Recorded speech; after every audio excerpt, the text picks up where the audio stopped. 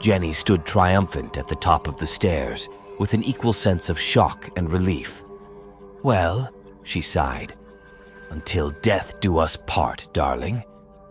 She had never wanted it to end this way, but she had reached her breaking point.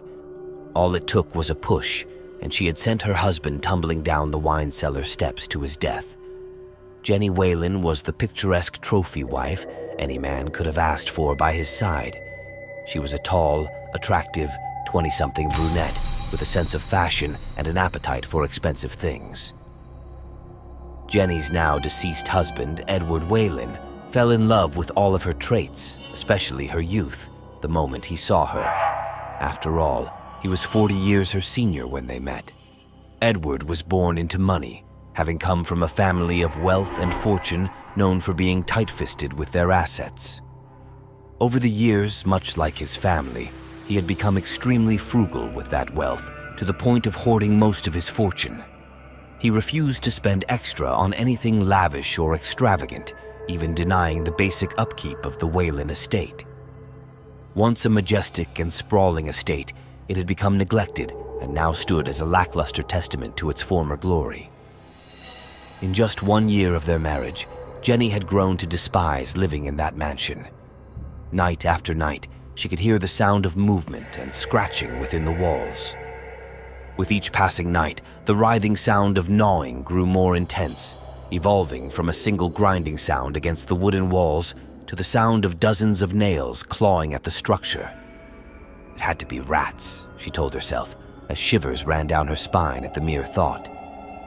Edward dismissed the notion as just her overactive imagination playing tricks and refused to spend the costs to hire any exterminators. Most of his days were spent in business meetings, and at night he preferred not to be disturbed. A heavy sleeper, he often boasted about being able to sleep through an earthquake. Unfortunately for Jenny, such was not the case when it came to her sleep. At night, like clockwork, Jenny could always hear the scurrying and clawing within the walls just off in the distance. Every night it worsened until she had enough and decided that she needed a way out by any means. She refused to be a victim and settle for half of his estate. In her mind, she had earned it all. Edward's body lay twisted and mangled at the bottom of the staircase, his face frozen in an agonizing stare.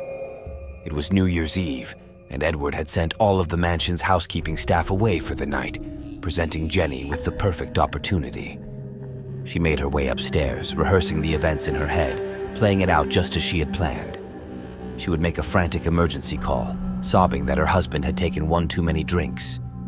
Being a light drinker, it wouldn't take much for him to become inebriated and clumsy. He had gotten careless, tripped, and fallen.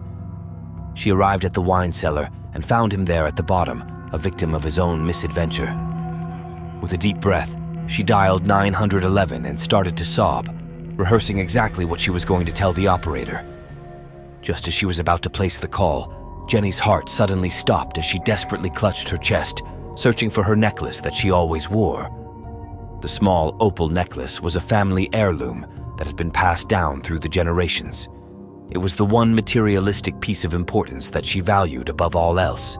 Her mind raced, retracing every murderous step until the realization dawned on her that she knew where it was.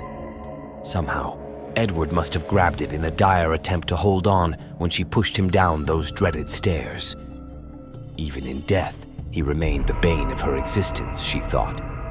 She had to get the necklace back. After all, having it broken off and clenched in Edward's death grip would raise too much unwanted suspicion. Jenny darted back to the wine cellar steps, coming to a shocking halt upon reaching them.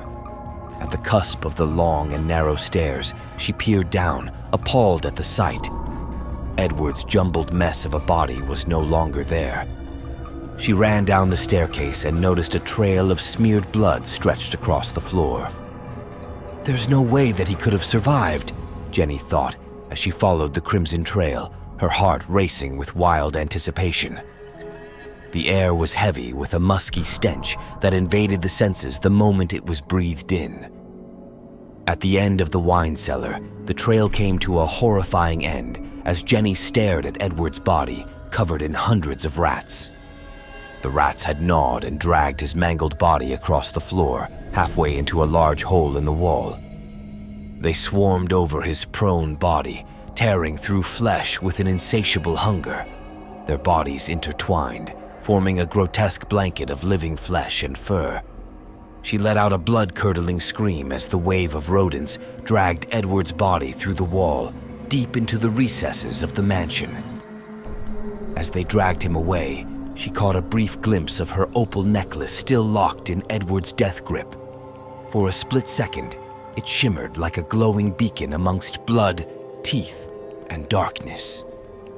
The horrible image was burned into the darkest corners of her mind. Jenny stood in shock, staring at the large hole in the wall where the horde of rats had retreated to. A wave of fear paralyzed her, drowning out every noise except for the infernal gnawing and scratching that echoed throughout the room. She knew that she had to go after the necklace before it was lost forever in a maze of brick and mortar. If she could recover her necklace, there was still a way to explain to the authorities what had occurred. Determined to succeed with her plan, she took a deep breath before braving the unknown and slowly set foot into the darkened hole. Guided only by her dimly lit phone, Jenny ventured through the labyrinth of narrow walls. Her elegant red dress tore on the side of a wall as she made her way deeper, while warm blood trickled down her leg, attracting the rats to investigate. Their beady eyes reflected a menacing glare in the darkness as they scurried around. The deeper she ventured through the walls, the closer she could see Edward's body being dragged off by the accursed vermin. The stench of blood and death lingered in the air with every passing step she took. A claustrophobic fear swept over her as she inched her way down the linear corridors, leaving her short of breath. The walls started to feel as if they were getting tighter, and the air around grew denser, making it hard to breathe. It was now almost midnight, and this was not how she had envisioned ringing in the new year. It had felt like an eternity traversing throughout the walls, always just a few feet behind Edward's body. With every labored breath, she grew just a few inches closer. The necklace was in her sights now. Jenny's heart pounded through her chest with anticipation as she forced her way through. She reached out, straining every muscle as her fingertips barely touched the necklace. Her hands desperately clawed to grasp the necklace until she finally felt it firmly in her possession. Just as she clutched the necklace, the flooring beneath her started to break and buckle under the weight.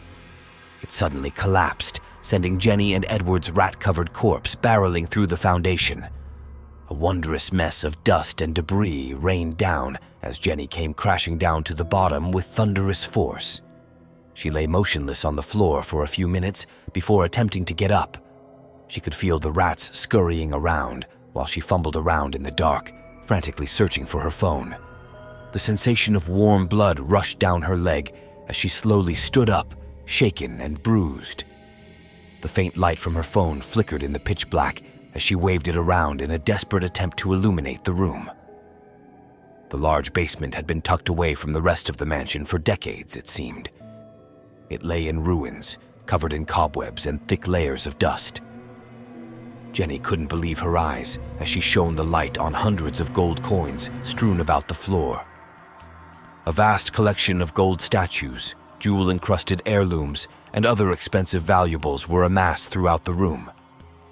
A fortune of expensive treasure gleamed like a hopeful beacon of light in an ocean of darkness. Jenny had always known the Whalen family to hoard their fortune, but she never imagined it to be this extreme. An intense feeling of euphoria swept over Jenny like a whirlwind of intoxicating bliss. She started to laugh uncontrollably in the wake of the horror she had experienced upon realizing that all of this fortune was hers. Amidst the rubble of chaos and darkness, a sudden alarm cut through the air like a blade. Jenny's phone began to frantically ring and flash with a notification announcing the arrival of the new year. Startled, she stared at the cracked screen, which lit up in a vibrant display of fireworks and confetti emojis. It was midnight, and the only thing the new year heralded in was the masses of rats that poured out of the darkness, attracted to the sound like moths to a flame. A sea of matted fur and sickle teeth descended upon Jenny like an ocean teeming with ravenous hunger. From out of the darkest corners, the rats streamed in, converging on her.